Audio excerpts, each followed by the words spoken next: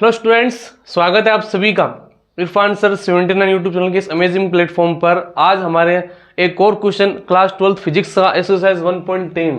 ये एग्जाम्पल जैसे मैंने बताया था आपको कि बहुत ही प्यारा, बहुत ही स्वीट क्वेश्चन है। एकदम से आपका क्या होगा, यहाँ पर आसानी से इस क्वेश्चन को सोल्व कर लोगे और साथ ही साथ आपका जो यहाँ पर थ्योरी का पार्ट है वो भी आपको यहाँ पर रिवाइज हो जाएगा साथ ही साथ। और हम यहाँ पर जो न्यूमेरिकल क्वेश्चन का आपके बहुत से बार डाउट रहता है वो भी जो आपके डाउट रहते हैं वो आपको क्लियर हो जाएंगे। तो आप जो ये हमारी सीरीज चल रही है एक्सरसाइज क्वेश्चन की, वो सारे क्वेश्चन आप देखते चलेंगे तो आपको जितना भी डाउट है ना वो सारे डाउट निकल जाएंगे। अब इस क्वेश्चन को करते हैं, कैसे ये सवाल सोल्व है और कैसे आप इसको 30 सेकंड के अंदर ही कर लोगे, ये मेरा वादा है आप सभी से। तो देखो यहाँ पर सवाल को समझते हैं। देखो ये सवाल क्या लिखा हुआ है।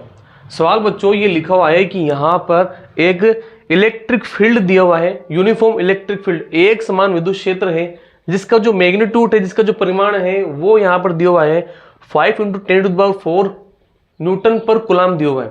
ठीक है बच्चों, यहाँ तक ही दिया हुआ है। फिर इस इलेक्ट्रिक फील्ड के अंदर यहाँ पर एक ये हमारे पास में एक डाइपोल है। ठीक है, इस डाइपोल दिया हुआ है। ठीक है, ये जो डाइपोल है वो यहाँ पर इसके अंदर कैसे कैरी कर रहा है, वो इस इलेक्ट्रिक फील्ड के यहाँ पर 30 डिग्री है वो 30 डिग्री एंगल बनाते हुए यहाँ पर इसके अंदर उपस्थित है। ये 30 डिग्री एंगल बनाते हुए 30 डिग्री एंगल के ऊपर यहाँ पर ये है।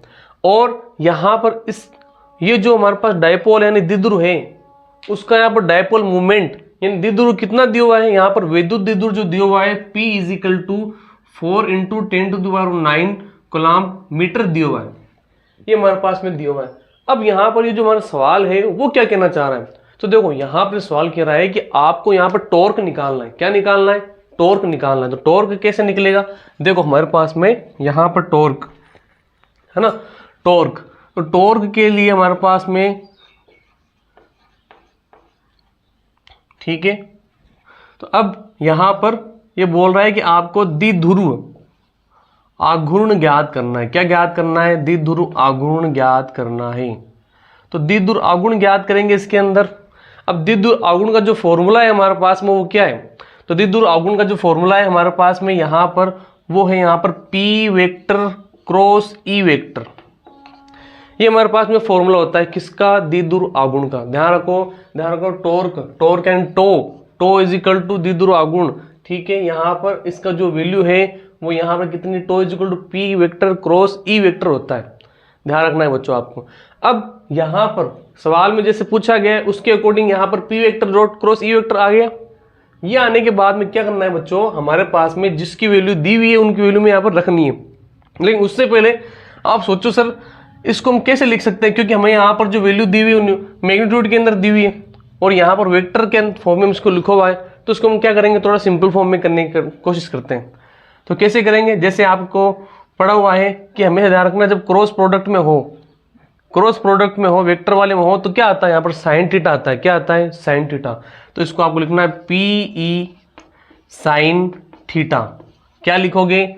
PE साइन थीटा आपको लिखना है इस बात को। चलिए आगे क्या करना है, P की वैल्यू हमारे पास में कितनी, ये रही सर, ये है यहाँ पर P की वैल्यू। तो P 4 × 10⁻⁹ ठीक है, न्यूटन यहाँ पर कूलम मीटर। क्या दिया हुआ है? कूलम मीटर दिया हुआ है। इनटू E हमारे पास में कितना दिया हुआ है? 5 × 10⁴ न्यूटन पर कूलम। तो 5 ×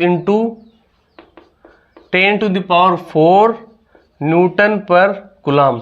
और साथ ही साथ साइन थीटा जो दिख रहा है आपको उसकी वैल्यू कितनी हो जाएगी हमारे पास में? थीटा की वैल्यू हमारे पास कितनी दी हुई है? 30 डिग्री एंगल दिया हुआ है। तो 30 डिग्री एंगल हम यहाँ पर क्या करेंगे, लिख देंगे साइन 30 डिग्री हमने यहाँ पर लिख दिया। सोल्व करते हैं क्वेश्चन को। देखो 4 जो है वो 5 से मल्टीप्लाई होगा, तो 4 5 से कितना हो जाएगा? 20। ये 20 हो गए। 4 को 5 से गुणा किया बच्चों, यहाँ पर 20 आ गया। साथ ही साथ देखो यहाँ पर 10⁻⁻9 और 10 की पावर यहाँ पर कितने, 4। दोनों का बेस सेम है। देखो बेस क्या है यहाँ पर, सेम है। बेस सेम है तो 10⁻⁻9 10⁻4 क्या हो जाएंगे, जुड़ जाएंगे। तो यहाँ पर क्या हो जाएंगे हमारे पास, इंटू 10⁻⁹ प्लस 4, ये हमारे पास जुड़ गए। लेकिन ये माइनस होने की वजह से घटेंगे, इतना आपको बात ध्यान रखनी है।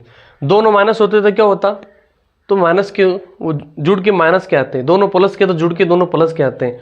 अगर असमान चिन्ह हो तो वो घटेंगे, और मार्क कौन सा आएगा, जो बड़े नंबर रहेगा उस पर जो मार्क है वो आएगा। बड़ा नंबर हमारे पास माइनस जो 9 है, उसको नंबर क्या मार्क किसका, माइनस का, तो माइनस के आएगा यहाँ पर। तो यहाँ पर हमारे पास क्या बचा, इनटू साइन 30 की वैल्यू होती है 1/2, कितनी होती है 1/2 होती है। करते हैं सोल्व इसको।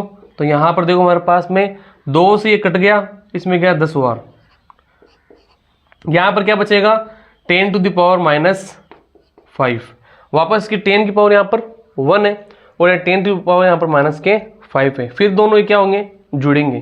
तो यहाँ पर 10 टू द पावर +1 -5 क्यों आया, क्योंकि यहाँ पर हमारे पास में ये, चलो इसको लिख देता हूँ, आधार समान होता है तो क्या होता है, घातें जुड़ती है, तो 1 + -5।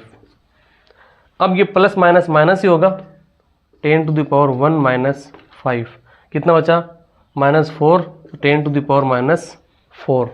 ये हमारे पास में आ गया न्यूटन मीटर, ये हमारे पास आंसर आ गया। तो कितना अच्छा आंसर था, ठीक है।